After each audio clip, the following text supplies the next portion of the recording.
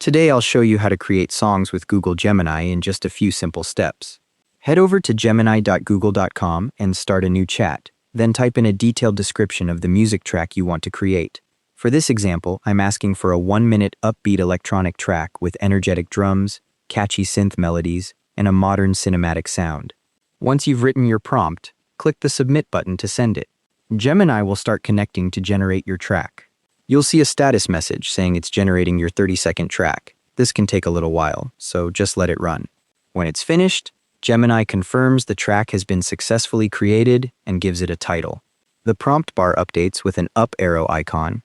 Music player controls appear above the generated track, and your sidebar updates to show the request has been fulfilled. Now you can play the track using the music player. It shows the duration and lets you listen to the finished result. If the track isn't quite right, you can send a follow-up message asking Gemini to adjust the tempo, add different instruments, or change the energy level. The more specific you are about what you want tweaked, the better the revision will be. You can download the finished track using the download button in the player controls. Gemini generates 30-second tracks by default, so keep that length in mind when describing the structure you want. If you ask for a long build-up and climax, it'll compress everything into that half-minute window. The more specific you are in your original prompt about genre, instruments, and mood, the closer the result will be to what you're after on the first try. And that's how to create songs with Google Gemini. Thanks for watching. Hope this helped.